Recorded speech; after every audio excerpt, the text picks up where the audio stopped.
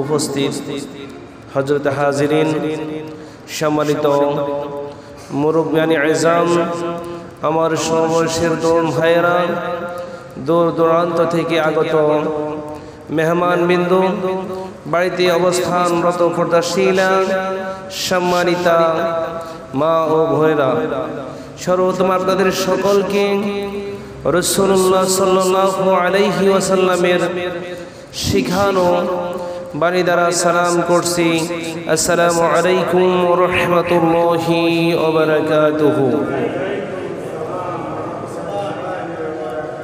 আলহামদুলিল্লাহ, শুরুতে মহান রব্বুল আলামিনের আলী শান দরবারে কালিমাতুশ শুকরিয়া আদায় করব, যেই রব্বুল আলামিন আপনাকে আমাকে মায়া করে দয়া করে ইয়াউমুল জুমআর দিবসে আল্লাহর ঘরে আসার এবং বসার জন্য যিনি তৌফিক দান করেছেন, সেই জন্য মহান রব্বুল আলামিনের দরবারে মহান রব্বুল আলামিনের দেওয়া জবানকে ছেড়ে দিয়ে উচ্চ কণ্ঠে একবার কালিমাতুশ শুকরিয়া আদায় করে নিব। আলহামদুলিল্লাহ। অসংখ্য অগণিত দরুদ ও সালাম প্রেরণ করব বিশ্বের মানবতার মুক্তির কাণ্ডারি, বিশ্বের মানবতার মুক্তির দিশারি, যার তাজা রক্তের বিনিময়ে আমরা ইসলাম পেয়েছি, কোরআন পেয়েছি, যার তাজা রক্তের বিনিময়ে আমরা সলাতের মতো গুরুত্বপূর্ণ একটি ইবাদত করার মতো সুযোগ পেয়েছি। সেই জন্য বিশ্বনবীর উপর দরুদ ও সালাম সাল্লাল্লাহু আলাইহি ওয়াসাল্লাম। আলহামদুলিল্লাহ, আজকে আমি আপনাদের সামনে যেই গুরুত্বপূর্ণ বিষয় নিয়ে আলোচনা করব, শুরুতে আজকের আলোচনার বিষয়বস্তু বলে দিচ্ছি। আজকের আলোচনার বিষয়বস্তু হচ্ছে জামাতের সাথে নামাজ আদায় করার গুরুত্ব ও ফজিলত।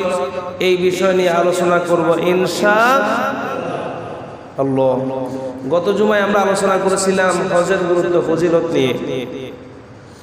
সম্মানিত হাজিরিন, এই জামাতের সাথে নামাজ পড়ার অনেক গুরুত্ব ফজিলত রয়েছে। শরীয়তের গ্রহণযোগ্য কোনো ওজর ছাড়া জামাতে হাজির হওয়ার হুকুম সম্পর্কে ফুকায়ে কেরামের মাঝে কিছু মতানৈক্য বিদ্যমান রয়েছেন। কারো কারো মতে জামাতে নামাজ পড়া সুন্নতে মুআক্কাদা, কারো কারো মতে জামাতে নামাজ পড়া ওয়াজিব। পুরুষদের জন্য কোনো ওজর না থাকলে মসজিদে জামাতে শরীক হওয়া আবশ্যক। হ্যাঁ, কোনো ওজর থাকলে আপনার বাসা বাড়িতে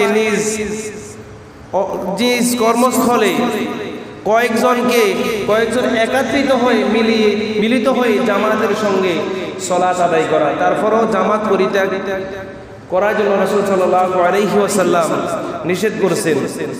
আজকাল আমরা অলসতা করে সামান্য কিছুর অজুহাত দিয়ে আমরা এই জামাতের সাথে সালাতকে আমরা পরিত্যাগ করতেছি।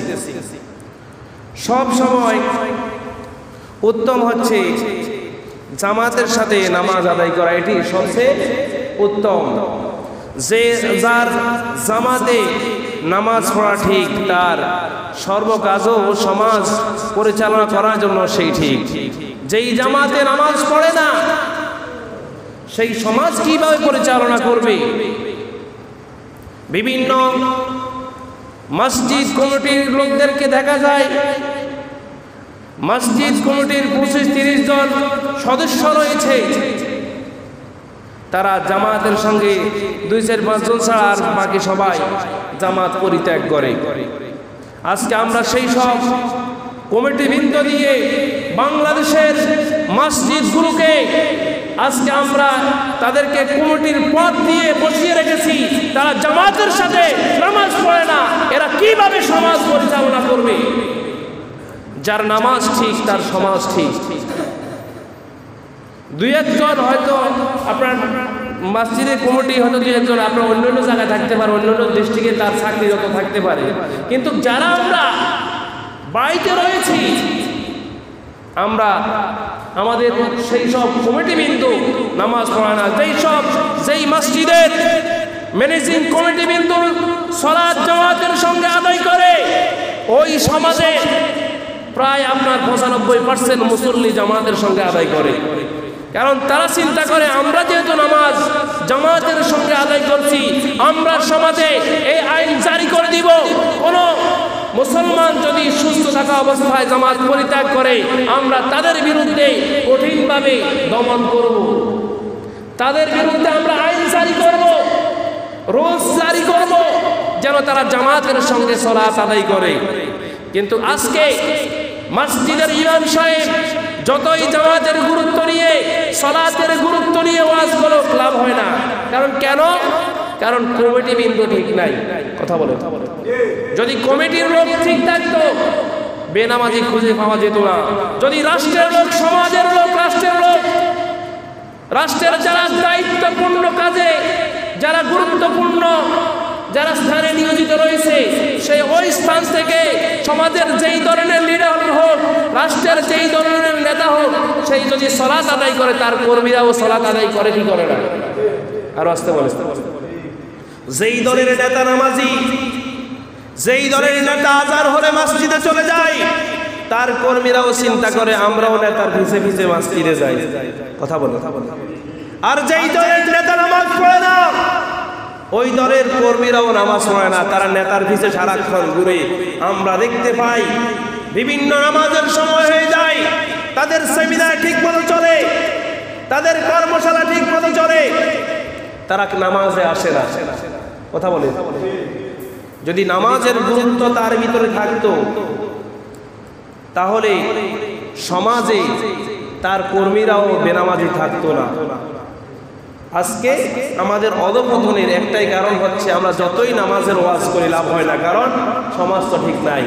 আজকে বেনামাজি মার্কা কমিটি দিয়ে আমরা মসজিদগুলোকে আবাদ করে গেছি, অথচ আল্লাহর ঘর মসজিদ তারাই আবাদ করবে যারা জামাতের সঙ্গে সালাত আদায় করবে।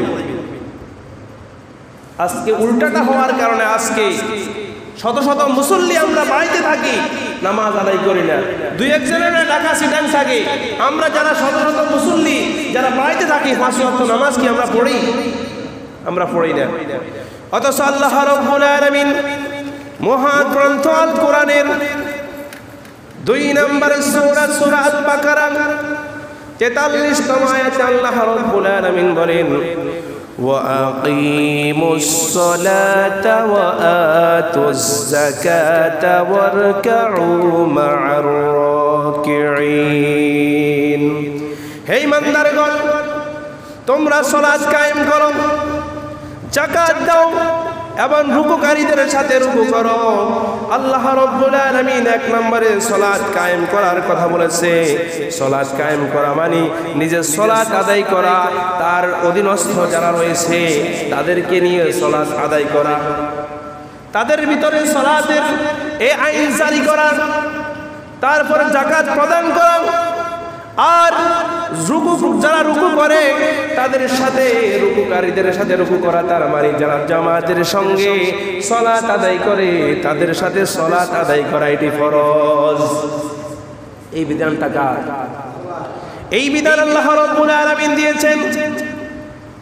আজকে আমরা নিজেরা নামাজ পড়ি না, আমাদের অধীনস্থ যারা সন্তানাদি স্ত্রী পুত্র যারা রয়েছে তাদেরকেও নামাজ পড়াই না।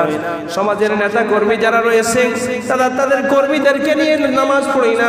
রাষ্ট্রের যারা গুরুত্বপূর্ণ পদে রয়েছে তারা নিজেরা নামাজ পড়ি না।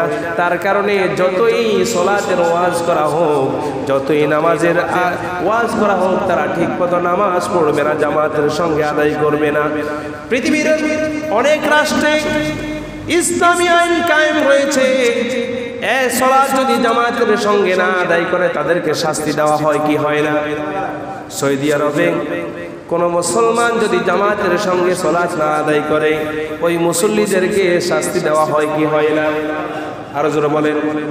হয়। এর কারণে আপনার সৌদি আরব আজান হওয়ার সঙ্গে সঙ্গে মসজিদগুলো ভরে যায়, মসজিদগুলো মুসল্লি ভরপুর হয়ে যায়, রাস্তাঘাটে মানুষ খুঁজে পাওয়া যায় না।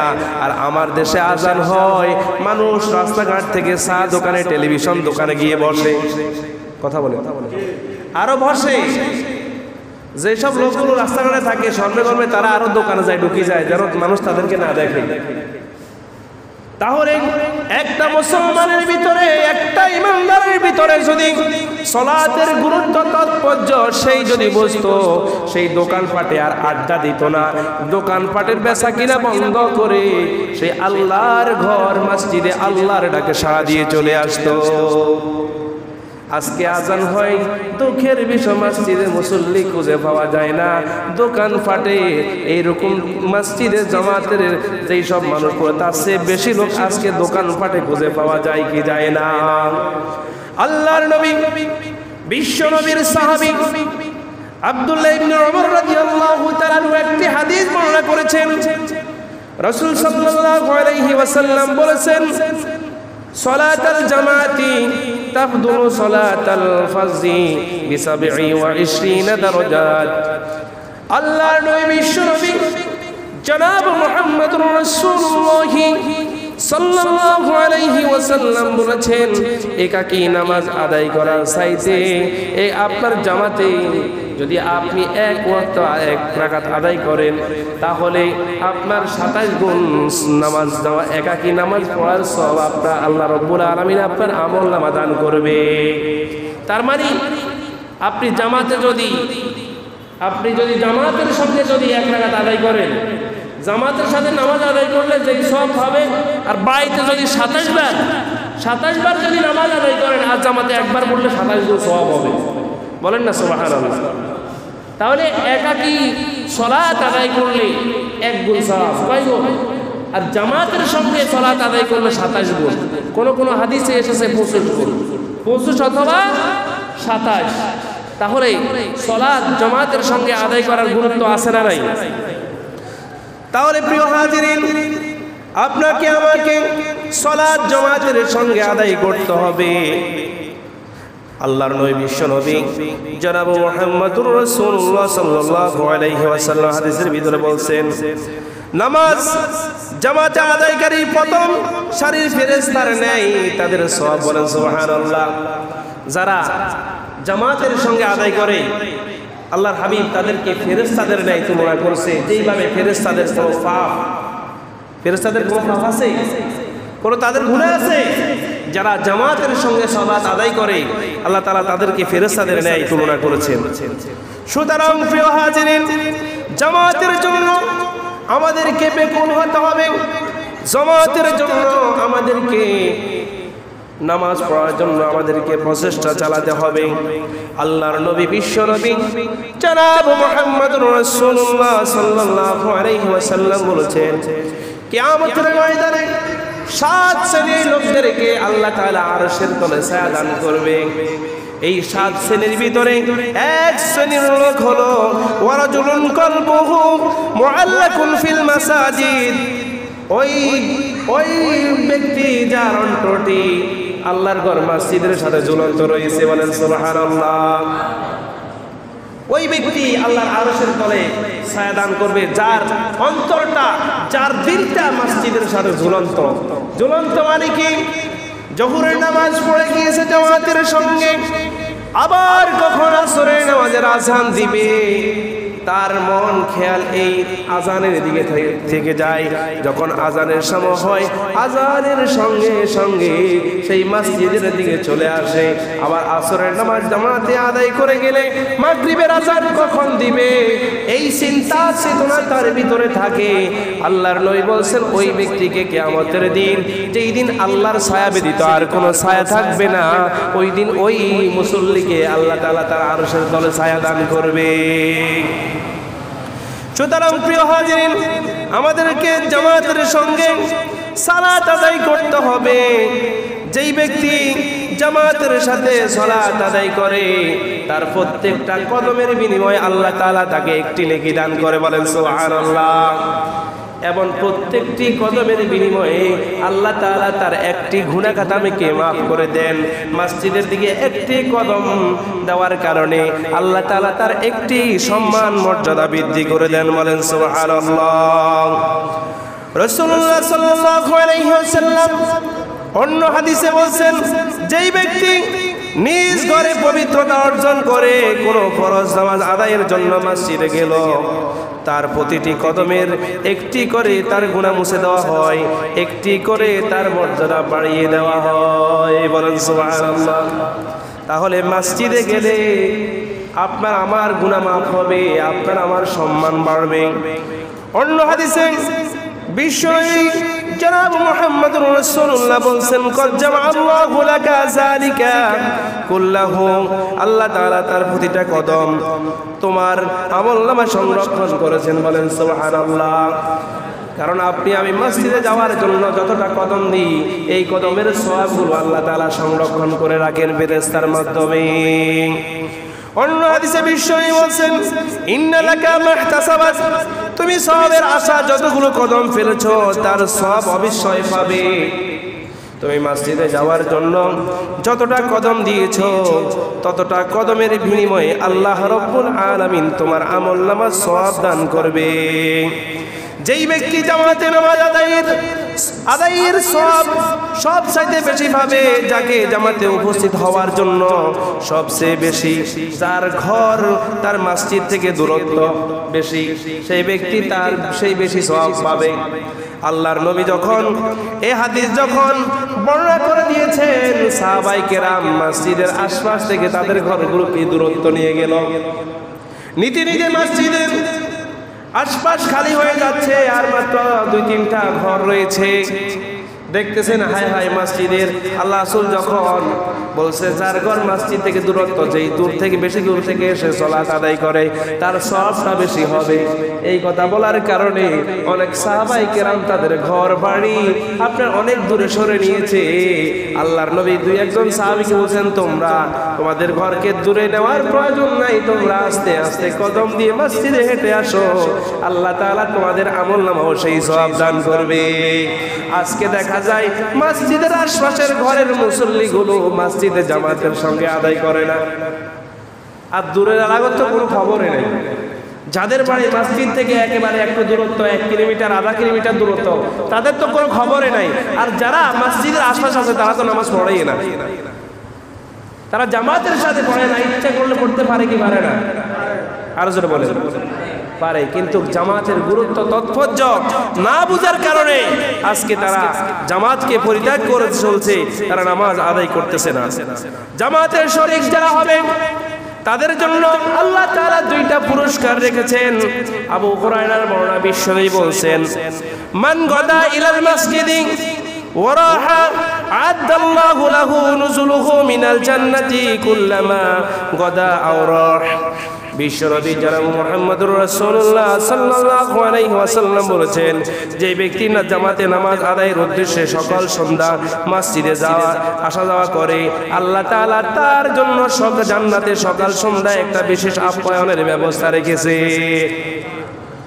যে ব্যক্তি সকাল সন্ধ্যা আপনার মসজিদে আসা যাওয়া করে, আল্লাহ তাআলা জান্নাতে তার জন্য সকাল এবং বিকেল বেলা তাকে আপ্যায়নের, যেইভাবে আমরা মেহমান আসলে যেইভাবে আপ্যায়ন করে থাকি, আল্লাহ তাআলা ওই সব বান্দাদেরকে এরকম আপ্যায়নের জান্নাতে ব্যবস্থা করে রেখেছে, বলেন না সুবহানাল্লাহ।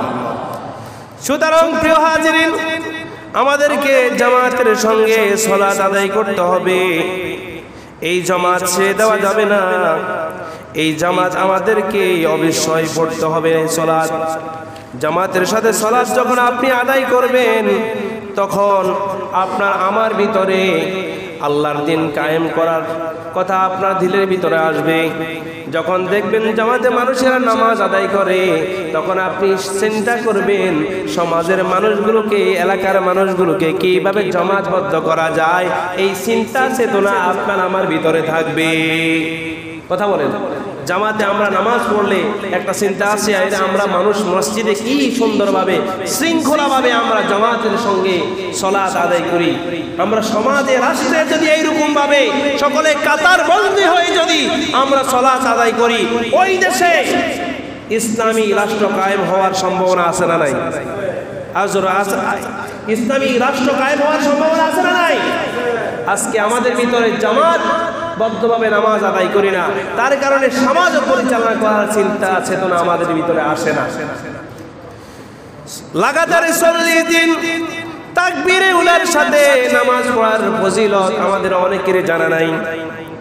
আল্লাহর নবী বিশ্বনবী বলেন, মান সাল্লা লিল্লাহি 40 ইয়াওমান ফিল জামাআতি ইউদরিকুত তাকবীরাতিল উলা কুতিবা লাহু বারাআতুম মিনান নার ওয়া বারাআতুম মিনান নিফাক। আল্লাহর নবী বিশ্বনবী বলেন, যেই ব্যক্তি একমাত্র আল্লাহ তাআলার সন্তুষ্টির জন্য 40 দিন যাবত তাকবীরে উলা সহকারে জামাতে নামাজ আদায় করে, তার জন্য 2টি মুক্তির সার্টিফিকেট লেখা হয়। বলেন সুবহানাল্লাহ। যেই ব্যক্তি 40 দিন তাকবীরে উলার সাথে জামাতে নামাজ আদায় করে, তার জন্য আল্লাহ তাআলা 2টা সার্টিফিকেট দেন। কয়টা সার্টিফিকেট? 2টা সনদ তার জন্য দেন। একটি সনদ হলো জাহান্নাম থেকে মুক্তির, এই ব্যক্তি জীবনে আর জাহান্নামে প্রবেশ করবে না, এই সার্টিফিকেটটা আল্লাহ দেওয়া হয়, আল্লাহ বান্দাকে দান করেন। আরেকটি সনদ হলো, আরেকটি সার্টিফিকেট হলো আপনার মুনাফিকি থেকে সেই মুক্তি। এই লোকটি জীবনে কখনো আর মুনাফিক হয় না, মুনাফিক মুক্ত, এই জন্য আল্লাহ তাআলা তাকে সার্টিফিকেট দান করা হয়। কথা বলেন। তাহলে 40 দিন জামাতের সাথে যদি নামাজ আদায় করেন, জাহান্নাম থেকে মুক্তি হওয়ার সনদ আল্লাহ পাক দিবে। বাংলাদেশে এমন এমন দল আছে, যেই দলের লোকেরা 40 দিন জামাতে নামাজ পড়া ব্যতীত তাদের কর্মীও বানায় না। এরকম আছে না? আরো জোরে বলেন। বাংলাদেশে অনেক ইসলামিক দল আছে, আপনি খবর নিয়ে দেখেন, 5 ওয়াক্ত নামাজের রিপোর্ট রাখতে হয়, না হয় কর্মী হতে দেয় না। 5 ওয়াক্ত নামাজের রিপোর্ট যদি না রাখেন, রোকন হতে দেয় না। 5 ওয়াক্ত নামাজের যদি আপনি জামাতের সাথে নামাজ আদায় না করেন, সেই দলের নেতাও হতে দেয় না। তাকে মেম্বরি তো দূরের কথা, চেয়ারম্যানও দিবে না, কোনো একটা পদও দিবে না, যদি নামাজের জামাতের সাথে না আদায় করে। কারণ যার জামাত খেলাফ, তাকে দিয়ে সমাজ কিভাবে পরিচালনা করবে? কথা বলে। এরকম আছে না নাই? আছে। জামাত আপনি যেই দলই করেন, আপনার নামাজের তালিকাটা আপনি ঠিক রাখেন, আপনি ব্যক্তিগত রিপোর্ট রাখেন, ব্যক্তিগত রিপোর্ট রাখেন প্রত্যেক দিন আপনি কতটা ভালো কাজ করছেন, কতটা খারাপ কাজ করছেন, ব্যক্তিগতভাবে আপনি রিপোর্ট রাখেন। আপনি 5 ওয়াক্ত নামাজ, আজকে 5 ওয়াক্ত নামাজের কয়েক জামাতে আদায় করছেন, ব্যক্তিগত রিপোর্ট রাখেন। আপনার আমার জীবনকে পরিবর্তন করে দিবে কে? ব্যক্তিগত রিপোর্ট রাখেন। দৈনিক একটা করে হাদিস পড়েন, হাদিসের অর্থ সহ পড়েন, একটা কোরআনের আয়াত পড়েন, কোরআনের আয়াতের অর্থ পড়েন, ইসলামী সাহিত্য পড়েন, দেখবেন আপনার আমার জীবন পরিবর্তন করে দিবে কি দিবে না? আরো জোরে বলেন। আমার কথা বুঝেন নাই? কোরআন হাদিস যখন আপনি অধ্যয়ন করবেন, 5 ওয়াক্ত সালাত যখন জামাতের সঙ্গে আদায় করবেন, কারণ আপনি 5 ওয়াক্ত জামাতের সাথে পড়েন না, এটা আল্লাহ দেখেন কি দেখেন না? আল্লাহ দেখেন। আল্লাহ পাক বলেন, ওয়া ইন্না আলাইকুম লাহাফিজিন, আমি তোমার জন্য পাহারাদার নিযুক্ত করে রেখেছি, তারা হচ্ছে কিরামান কাতিবিন, সম্মানিত লেখক ফেরেশতা, ইয়ালামুনা মা তাফআলুন, তুমি যাই করো তাই আল্লাহ তাআলার ফেরেশতারা লেখেন। কথা বলেন। সুতরাং আপনার আমার জীবনের দৈনিক প্রত্যেকটা কাজকর্ম, দৈনিক কয়টা ভালো কাজ করছি, কয়টা খারাপ কাজ করতেছি, দৈনিক কয় ওয়াক্ত সালাত আদায় করতেছি, 40 দিন জামাতের সঙ্গে সালাত আদায় করতেছি কিনা, এরকম প্রতিযোগিতা করা যায় কি যায় না? আরো জোরে বলেন। 40 দিন জামাতের সঙ্গে সালাত আদায় করা কষ্টের বিষয়? কোনো কষ্ট কোনো বিষয় না, কিন্তু আমরা চেষ্টা করি না। আমরা নামাজে হেলায় খেলায় নামাজকে আমরা নষ্ট করে দিচ্ছি, খেলায় খেলায় নামাজকে পরিত্যাগ করে ছাড়ছি। আপনার একজন আপনার বিশেষ বর্গ লোক ছিল, তিনি সব সময় জামাতের সঙ্গে সালাত আদায় করত। হযরত সাঈদ ইবনে মুসাইয়াব রাহিমাহুল্লাহ তিনি 20 বছর যাবত তিনি আজানের আগেই মসজিদে চলে আসতো। বলেন না সুবহানাল্লাহ। 20 বছর যাবত আপনার একদিনও তার সালাত জামাত ছুটে নাই, ব্যতিক্রম হয় নাই। হযরতে হাতেম বলখি রাহিমাহুল্লাহ একদিন কোন এক নামাজ তার জামাত ছুটে যায়, অত্যন্ত ব্যথিত হলেন, কাঁদতে লাগলেন। তার কষ্ট দেখে দুই একজন লোক তাকে সান্ত্বনা দিল, সমবেদনা জানালো। তখন তিনি আরো বেশি হাউমাউ করে কেঁদে দিলেন। তখন তাকে জিজ্ঞাসা করা হলো, হাতেম বলখি রাহিমাহুল্লাহ আপনি কেন হাউমাউ করে কাঁদতেছেন? বলে আমার যদি আমার এক ওয়াক্ত সালাত ছুটে যাওয়ার কারণে মাত্র 2-3 জন লোক সমবেদনা জানাইলো, আমি যখন কান্না করতেছি আমাকে সান্ত্বনা দেওয়ার জন্য 2-3 জন লোক সান্ত্বনা দিল। আর অথচ দেখা যাইতো আমার যদি একটা সন্তান মৃত্যুবরণ করত তাহলে গোটা বলখি ওই দেশের আপনার দেশের অর্ধ মানুষগুলো মানে অর্ধেক মানুষ এই তার সন্তানের মৃত্যুতে সমবেদনা জানাতো। আর অথচ তিনি বলছেন আমার সন্তানের চেয়ে আমার গুরুত্বপূর্ণ হলো আমার জামাতে নামাজ। বলেন না সুবহানাল্লাহ। তারা সাহাবায়ে কেরামের কথা তো একেবারে বাদে দিলাম, তারা তো জামাত পরিত্যাগ করতেই না, তারা কখনো জামাত পরিত্যাগ করতেন না। সাহাবায়ে কেরাম সর্বসময় জামাতের সঙ্গে সালাত আদায় করতেন। তাবিঈনগণ মুস্তাহিদগণ তারা কখনো জামাত পরিত্যাগ করে নাই। যারা আল্লাহওয়ালা লোক তারা কখনো জামাত পরিত্যাগ করে না। যারা আল্লাহর খাস বান্দা, যারা ইবাদুর রহমানের বান্দা তারা কখনো জামাত পরিত্যাগ করে না। কিন্তু দেখা যায় আমরা নিজেকে নিজেই আল্লাহওয়ালা দাবি করি, 5 ওয়াক্ত নামাজ জামাতের সঙ্গে আদায় করি না। কথা বলো, এরকম লোক আছে না নাই? আল্লাহর বান্দা দাবি করি, অথচ সাহাবায়ে কেরাম তাবিঈনগণ মুস্তাহিদগণ বিভিন্ন ফুকাহায়ে কেরামগণ বড় বড় আল্লাহর ওলি যারা আছেন তারা জামাতের সঙ্গে সালাত আদায় করত। আর আমাদের দেশে এমন লোক আল্লাহর ওলি দাবি করে বছরে 1 ওয়াক্ত নামাজও পড়ে না, সপ্তাহে 1 ওয়াক্ত নামাজ পড়ে না, মাসে 1 ওয়াক্ত নামাজ পড়ে না। আছে না নাই? এরকমও অনেক আল্লাহর ওলির দেশে আমরা বসবাস করি যারা নামাজ পড়ে না। সুতরাং প্রিয় হাজিরিন, নামাজ ছাড়া কোনো বুজুর্গি নাই, আগে নামাজ তারপরে বুজুর্গি। যেই ফিরে নামাজ পড়ে না ওই ফিরের কোনো বুজুর্গি আমরা মানি না, ওই ফিরের ভিতরে কোনো বুজুর্গি নাই, ওই শয়তান। কারণ আল্লাহর নবী তার জীবন দশা কখনো নামাজ পরিত্যাগ করতেন না। এমনকি রাসূল সাল্লাল্লাহু আলাইহি ওয়াসাল্লাম যখন কাবার চত্বরে দাঁড়িয়ে নামাজ পড়তেছে, আবু জেহেল, উতবা, শাইবা, মুগীরা আল্লাহর নবীর পিঠের উপর আপনার উটের নাড়ি মুড়ি এনে দিয়েছে কিনা? আরো জোরে বলেন। উটের নাড়ি মুড়ি চাপিয়ে দিয়েছে আল্লাহর নবী যেন ঘাড় সোজা করে না দাঁড়াতে পারে। জীবনের রাসূল সাল্লাল্লাহু আলাইহি ওয়াসাল্লামের জীবন যখন শেষ হয়ে যায় অবস্থায়, আল্লাহর নবী যখন গড়গড়া হয়ে গেছে, মাথায় লোহার হেমলেট ঢুকে গিয়েছে, তারপরে আল্লাহর নবী হাঁটতে পারছে না, আল্লাহর নবী সাহাবায়ে কেরামদের কাঁধের উপর ভর করে আল্লাহর নবী জামাতে নামাজ আদায় করছে কি করে নাই? আরো জোরে বলেন। কি আমার কথা বুঝেন নাই? তাহলে আওয়াজটা একটু জোরে দিতে হবে। আল্লাহর নবী একেবারে সোজা হয়ে দাঁড়াইতে পারে না। আপনার আবু বকর রাদিয়াল্লাহু তাআলা আনহুকে আপনার ইমামের জায়গা দাঁড় করে দিয়ে আল্লাহর নবী পিছে বসে সালাত আদায় করছে কি করে নাই? তারপরও জামাত পরিত্যাগ করে নাই। আল্লাহর নবীর একজন সাহাবী আব্দুল্লাহ ইবনে মাকতুম, তিনি অন্ধ সাহাবী, তিনি আল্লাহর রাসূলের কাছে আরজ করলো, ইয়া রাসূলুল্লাহ, ইয়া হাবিবাল্লাহ, মসজিদ থেকে আমার বাড়ির দূরত্ব অনেক দূরে, হিংস্র জানোয়ারের ভয় হচ্ছে, কারণ আমি অন্ধ সাহাবী, আমি দুইটা চোখে কিছুই দেখতে পাচ্ছি না। ওগো আল্লাহর নবী, আমাকে বাড়িতে নামাজ আদায় করার অনুমতি দিন। আল্লাহর নবী বলছেন, আচ্ছা ঠিক আছে, তোমাকে অনুমতি দেওয়া গেল। এই কথা বলে আল্লাহর নবী আবার ওই আব্দুল্লাহ ইবনে মাকদুমকে জিজ্ঞাসা করলে, আব্দুল্লাহ ইবনে মাকদুম রে, তুমি কি তোমার কানে কি আযানের শব্দ শুনতে পাও কিনা?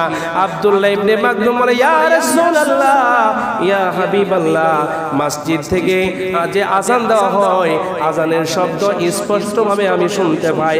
আল্লাহর নবী বলছেন আব্দুল্লাহ ইবনে মাকদুম, তাহলে তুমি জামাতের সঙ্গে সালাত আদায় করতে হবে, না হয় তোমার সালাত হবে না। তখন আব্দুল্লাহ ইবনে মাকদুমের বাড়ি থেকে একেবারে মসজিদ পর্যন্ত রশি টাঙ্গিয়ে দেওয়া হয়েছে, রশি টাঙ্গিয়ে দিয়েছেন এবং মসজিদে পর্যন্ত। তখন তিনি রশি ধরে ধরে রাতের অন্ধকারে, কারণ তার জন্য অন্ধ সাহাবীর জন্য দিন আর রাত তো সমান, কথা বলেন, দিন আর রাত সমান, কারণ দিনও দেখে না রাতেও দেখে না, তার জন্য দিন রাত সমান। তখন মসজিদ তার ঘর থেকে শুরু করে মসজিদ পর্যন্ত আপনার এইভাবে রশি টাঙ্গিয়ে দেওয়া হয়েছে। তিনি 5 ওয়াক্ত সালাত জামাতের সঙ্গে আদায় করতেন।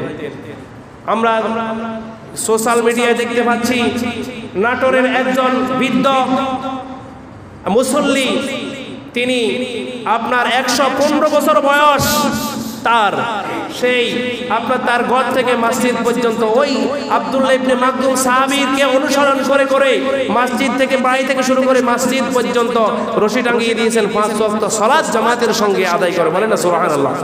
এমনকি ওই বৃদ্ধ সাহাবী ওই বৃদ্ধ ওই মানুষটি আপনার সেই মসজিদে গিয়ে অনেক সময় ইমাম মুয়াজ্জিন না থাকলে আযানও দেয়।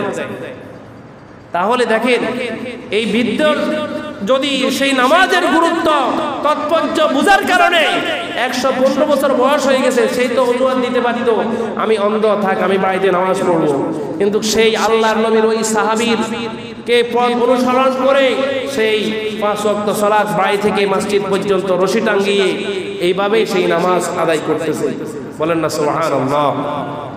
সুতরাং নামাজ পড়ার জন্য আপনার আমার মনের ভিতরে চিন্তা চেতনা থাকা লাগবে। চিন্তা চেতনা আপনার আমার ভিতরে যদি না থাকে তাহলে আপনি আমি খাঁটি মুসলমান হতে পারবো না। আল্লাহর নবী বিশ্বনবী জনাব মুহাম্মদুর রাসূলুল্লাহ সাল্লাল্লাহু আলাইহি ওয়াসাল্লাম বলেছেন, যারা মুনাফিক রয়েছে তাদের জন্য 2টা ওয়াক্ত নামাজ জামাতের একসঙ্গে আদায় করতে কষ্ট হয়। 2টা নামাজ হলো ফজরের নামাজ এবং এশার নামাজ।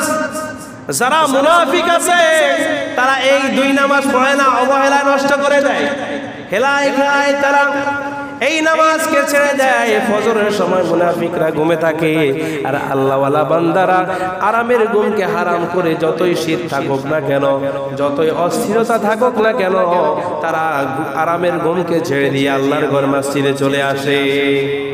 এরাই খাঁটি মুমিন, এরাই ইমানদার লোক, যারা জামাতের সঙ্গে এশা এবং ফজর জামাতের সঙ্গে আদায় করে। এদের ভিতরে মুনাফিকি নীতি, তাদের ভিতরে মুনাফিকি চরিত্র তাদের ভিতরে থাকবে না।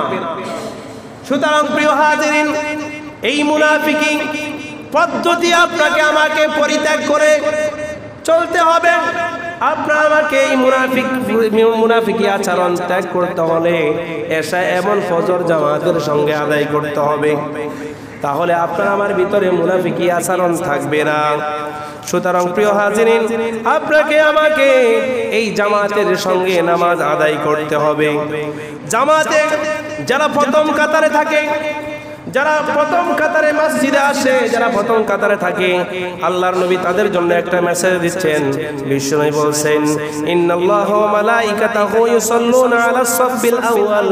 আল্লাহর নবী বিশ্বনবী জনাব মুহাম্মদুর রাসূলুল্লাহ সাল্লাল্লাহু আলাইহি ওয়াসাল্লাম বলছেন, প্রথম কাতারের উপর আল্লাহ তাআলা রহমত বর্ষণ করেন, বলেন সুবহানাল্লাহ। মসজিদে প্রথম কাতারের উপর আল্লাহ তাআলা রহমত বর্ষণ করেন। আর আমরা কি করি, প্রথম কাতার খালি রাখিও, তারপরে আমরা পিছে বসি। এরকম অনেক লোক আছে না নাই? প্রথম কাতারে আমরা দেখি প্রথম কাতারে পুরো ফাঁকা, তারপর আমরা দ্বিতীয় নম্বর তৃতীয় নম্বর কাতারে দাঁড়াই থাকি, বসি থাকি। তাহলে প্রথম কাতার উপর আল্লাহ পাকের ফেরেশতারা রহমত বর্ষণ নাজিল করে কি করে না? এখনো সামনে প্রথমের কাতারগুলো যেগুলো ফাঁকা আছে এগুলো পূরণ করেন, একটু এখনো যারা সামনের কাতারগুলো আছেন একটু পুরো করেন, অন্তত আল্লাহ পাকের ফেরেশতাদের রহমত আপনারা নেন না। তাহলে আমরা কখনো আজকের পর থেকে কখনো আমরা কাতারগুলো, সামনের কাতারগুলো আমরা খালি রাখবো না, এগুলো আমরা পুরো করব। বিশ্বনবী জনাব মুহাম্মদুর রাসূলুল্লাহ বলছেন, কেউ যদি উত্তম রূপে ওযু করে আপনার জুমার দিন সালাত পড়ার জন্য মসজিদে আসে, বসে ইমাম সাহেবের খুতবা শ্রবণ করে এবং সালাতের সঙ্গে জুমার নামাজ আদায় করে ওই ব্যক্তিকে আপনার আল্লাহর রাস্তায় একটা উট কোরবানি দিলে যেই সওয়াব হয় তার আমলনামা সেই সওয়াব দান করবে। বলেন না সুবহানাল্লাহ। যারা প্রথম কাতারে জুমার দিন আসবে, যারা দ্বিতীয় কাতারে আসবে, তাদেরকে আল্লাহর রাস্তায় একটা গরু কুরবান করলে দান করলে যেই সওয়াব হবে ওই সওয়াব তাদের আমলনামা দান করা হয়। যারা 3 নম্বর কাতারে থাকবে তাদের জন্য একটা আল্লাহর রাস্তা ছাগল দান করলে, ছাগল কুরবান করলে যেই সওয়াব হবে 3 নম্বর কাতারে যারা থাকবে তাদেরকে সেই সওয়াব দান করা হয়। 4র্থ নম্বর কাতারে যারা থাকবে তাদেরকে একটা মুরগি আল্লাহর রাস্তা দান করলে যেই সওয়াব হবে ওই সওয়াব তাদের আমলনামা দান করা হয়। 5ম নম্বর কাতারে যেই ব্যক্তি শামিল হবে ওই ব্যক্তির আমলনামা ওই মুরগির ডিম পারলে যেই ডিমগুলো দেয় ওই একটা ডিম আল্লাহর রাস্তা দান করলে যেই সওয়াব হবে তাদের আমলনামা সেই সওয়াব দান করে। এইভাবে 5ম নম্বর কাতার থেকে শুরু করে একেবারে সর্বশেষ পর্যন্ত সবাই একটা ডিম আল্লাহর রাস্তা কুরবান করলে যেই সওয়াব হবে ওই সওয়াবটা দান করে। বলেন সুবহানাল্লাহ। তাহলে আমরা সব সময় প্রথম কাতারের মুসল্লি হব না শেষ কাতারের মুসল্লি হব? যখনই আপনি মসজিদে আসবেন চেষ্টা করবেন প্রথম কাতার যেন আপনার আমার থেকে মিস না হয়, প্রথম কাতার যেন আপনার আমার থেকে কি না হয়, মিস না হয়। আল্লাহর নবী বিশ্বনবী বলছেন, আমার মনে চাই আমি সাহাবায়ে কেরামদেরকে সালাতে দাঁড় করে দিয়ে আমি বাইরে ঘরে গিয়ে দেখি কোন কোন ঘরগুলোর মুসল্লিরা নামাজে জামাতে আসে না ওই ঘরগুলো জ্বালিয়ে দিই, কাজ সংগ্রহ করে ওই ঘরগুলো জ্বালিয়ে দিই। এরকম হাদিস আছে না ভাই? জীবনে শুনেন না এরকম হাদিস? আল্লাহর নবী বলছেন আমার মনে চাই ওই সব ঘরগুলো জ্বালিয়ে দিতে যেই সব ঘরগুলো আপনার আজান হয় তারপরে ঘরে শুয়ে থাকে। আল্লাহ রাসূল বলছে একটি কারণে আমি সেই ঘরগুলো জ্বালাতে চাই না, কারণ ওই ঘরে অনেক মহিলা লোক আছে, অনেক শিশু বাচ্চারা আছে, না হয় আমি ওই ঘরগুলো জ্বালিয়ে দিতাম। তাহলে নামাজের ব্যাপারে কত কঠোর আল্লাহর নবী হলেন, আর আমরা সেই নামাজকে হেলায় খেলায় আমরা এইভাবে কাটিয়ে দিচ্ছি, হেলায় খেলায় জামাত পরিত্যাগ করে চলছি। কোনো একটা কাজে গেলে আমরা কাজকে গুরুত্ব দিই, নামাজকে গুরুত্ব দিই না। নামাজকে বলো আমার কাজ আছে, নামাজকে বলো না আমার কাজ আছে, কাজকে বলো আমার নামাজ আছে। কথা বলেন। আমরা এখন বলি নামাজকে পড়তে পারুন কিন্তু কাজ চাইলে তো কাজ সেটা চাইতে পারুন না। আমরা এইরকম নীতি আচরণ করি, অথচ আল্লাহর নবীর এমন সাহাবায়ে কেরাম ছিল, এমন হাফরি ছিল, সেই কামারিয়া ছিল, সেই এভাবে মাথার উপর হাতুল তুলেছে, আজান দিয়েছে, হাতুলকে পিছনের দিকে ফেলে দিয়ে সামনের দিকে মসজিদে চলে গেছে। এইরকম সাহাবায়ে কেরামের আমরা হাদিস পড়ছি কি পড়ি নাই? আর যখন পড়েছি কি শুনেছি কি শুনি নাই? শুনেছি। কিন্তু আমরা এখন ওই রকম ঈমান আপনার আমার ভিতরে নাই। ওই রকম ঈমান আপনার আমার ভিতরে যদি থাকতো তাহলে কখনো জীবনে আপনি আমি জামাত পরিত্যাগ করতাম না। কিন্তু এখন আজান হয়, আমরা খেতে খামারে যেই যার কর্মস্থলে রয়েছি সেই তার কর্মস্থলে আমরা কাজ সেরে তারপরে মসজিদে জামাত না পাইলে তারপরে একা একই নামাজ আদায় করি। কথা বলেন। আগে কাজ সব শেষ হোক তারপরে নামাজ আদায় করবো। কি আমি কি এটা মিথ্যা বলছি? আপনাদের এদিকে না হলে আমাদের এলাকার লোক এরকম আছে, কাজ কাম আগে করে, তারপরে 2টা-3টার দিকে একলা একলা আস্তে আস্তে ঠুসটার সেজদা দিয়ে উঠে যায়। কথা বলেন। মসজিদে কি তারতিলের সাথে সালাত আদায় করে, যখন একাই কি নামাজ পড়তে যায় কল্লা উঠাই না, কল্লা সোজা না করি আবার আরোগ্য মারি যায় সেজদা। কথা বলেন। তাড়াতাড়ি নামাজ আদায় করে নেয়। এরকম লোক আমাদের দেশে আছে না নাই? আছে। জামাতের সঙ্গে নামাজ পড়লে সে একটা তারতিলের সাথে আদায় করা হয়। একাই কি নামাজে কখনো যতই চেষ্টা করেন এইরকম তারতিলের সঙ্গে সালাত আদায় করা হয় না। কথা বলেন। তাহলে জামাতকে আমাদেরকে গুরুত্ব দিতে হবে, জামাতবদ্ধ হতে হবে আমাদেরকে।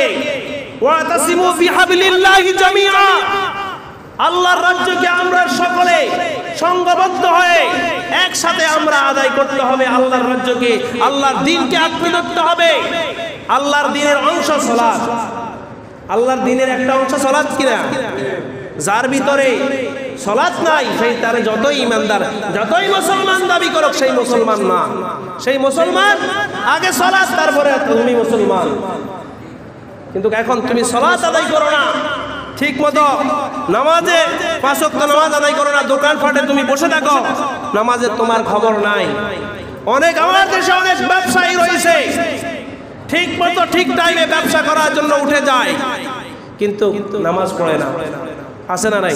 অনেক বাজারে, অনেক জায়গা, অনেক দোকানপাটে অনেক ব্যবসায়ীরা রয়েছে, তারা সালাতের সময় হয়, তারা ঠিক মতো ঠিক টাইমে তাদের কাজ কর্ম, তাদের সব কিছু ঠিক, কিন্তু জামাত তাদের ঠিক নাই।